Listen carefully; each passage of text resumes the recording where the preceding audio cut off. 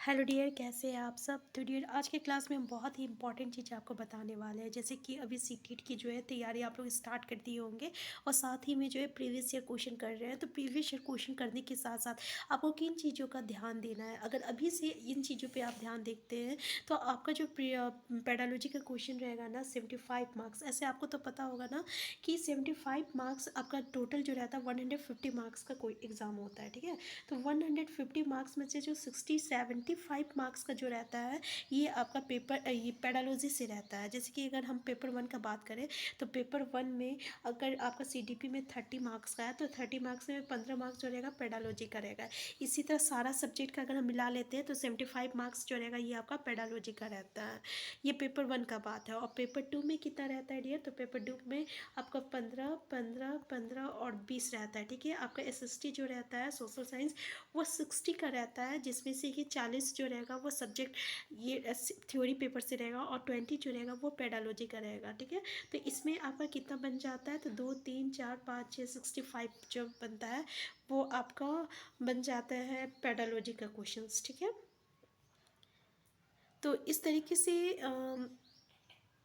तरीके से D S 75 marks का जो रहता है ना आपका पेडालॉजी का क्वेश्चन आपके हाथ में। तो ऑब्वियसली अगर आप पेडालॉजी का क्वेश्चन कर रहे हैं तो आपको किस किस टैग वर्ड को ध्यान में रखना है और इसी को देख के आपको ना क्वेश्चन सॉल्व करना है। तो देखिएगा बहुत ही ईजिली तरीके से आप पेडालॉजी का 15 मार्क्स में से 15 मार्क्स जो है ईजिली गेन कर सकते हैं, ठीक है।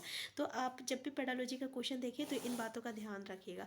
पहला देखिएगा मेमोराइजिंग वर्ड जहाँ भी आए, अगर हम हिंदी में बोले तो रट्टा मारना या याद करना, ये सेंटेंस कभी भी सही नहीं हो सकता है। अगर ऑप्शन में ये चीज़ें हैं तो ये आंसर को आप एलिमिनेट कर सकते हैं, ठीक है। तो देख लीजिए ये जो है एक तरह का नेगेटिव सेंटेंस होता है और नेगेटिव सेंटेंस से आपको बचना है। पेटालॉजी में डियर आपको इस बात का ध्यान देना है कि आपको नेगेटिव वर्ड से नेगेटिव टैग वर्ड से आपको बचना है। जहाँ भी आप ऐसा वर्ड को देखें आपको क्या करना है कि हाँ ये आंसर तो आप गलत कर सकते हैं, उसको एलिमिनेट कर सकते हैं, ठीक है। दूसरा चीज़ आप ये देखिएगा कि सेंटेंस अगर कोई भी ऑप्शन में अगर आपको रियल लाइफ सिचुएशन को जोड़कर बताता है, ठीक है, तो वो आपका आंसर जो रहेगा 100% से वही आपका आंसर रहेगा, ठीक है। तो इस तरीके से आप उसको आंसर को एलिमिनेट कर सकते हैं। अगर किसी भी चीज़ में अगर आपको वो अधिगम का जो पार्ट है वो बताता है रियल लाइफ सिचुएशन को जोड़कर अगर वो आपको बता रहा है, ठीक है, ऑप्शन में, तो वो ऑप्शन बिल्कुल सही रहेगा।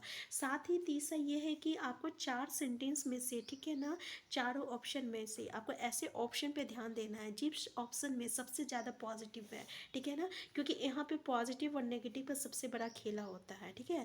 आपको ऐसी ऑप्शन को देखना है जिसमें सबसे ज़्यादा पॉजिटिविटी हो, वही आपका ऑप्शन जो रहता है सही हो जाता है। आपको नेगेटिव से दूर रहना है।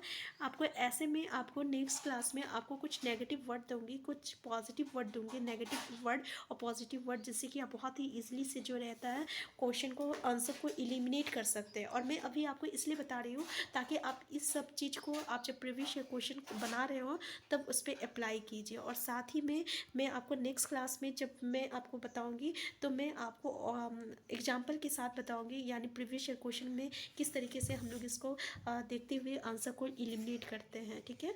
तो आज मैं सिर्फ आपको टैग वर्ड दे रही हूँ। देखिए इंक्लूसिव एजुकेशन ये हमेशा समावेशी शिक्षा की बात करता है, ठीक है, इंक्लूसिव एजुकेशन की बात करता है। तो जब भी ये चीज़ आपको दिखाई दे समावेशी शिक्षा इंक्लूसिव एजुकेशन, आप सोचिए वो आंसर जो रहेगा आपका बिल्कुल सही रहेगा।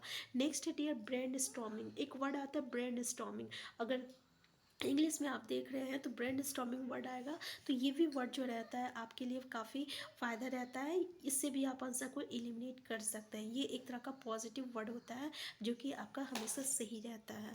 इसी तरह हिंदी में बात करें तो विविध विविध जो वर्ड है डियर, अगर ऑप्शन में विविध वर्ड दिख जाए तो ये भी ऑप्शन जो रहेगा आपको बिल्कुल सही रहेगा। तो आपको इस बात का भी डियर ध्यान देना है, ठीक है। नेक्स्ट है आपका अभ्यास। देखिए अभ्यास करके सीखना अधिगम का सबसे अच्छा पार्ट होता है।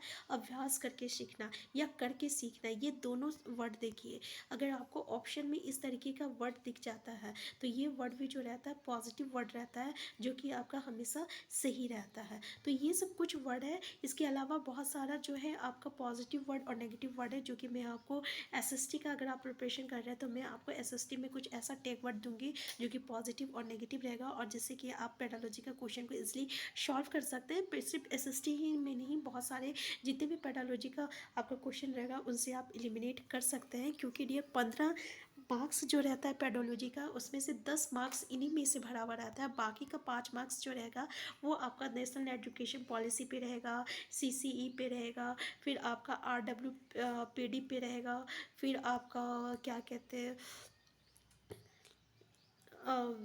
कुछ कुछ जो रहता है जैसे आरटीई एक्ट पे रहेगा, और तो इस तरीके का कुछ दिया हुआ रहेगा टॉपिक। उस टॉपिक से कुछ 4-5 मार्क्स का क्वेश्चन रहेगा जो कि हम आपको नेक्स्ट वीडियो में बता देंगे। तो अगर आप प्रीवियस क्वेश्चन करना स्टार्ट करती हैं तो इन टेक वर्ड को जो है आप अप्लाई ज़रूर कीजिएगा, आपको यहाँ पे बहुत ही अच्छा हेल्प होगा।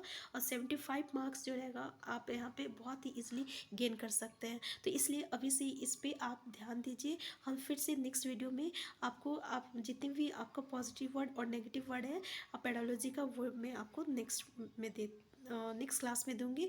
तो अगर आप चैनल में नए हैं सबसे पहले चैनल को सब्सक्राइब कर लीजिएगा। वीडियो हेल्पफुल होगा तो प्लीज़ लाइक और शेयर करना मत भूलिएगा।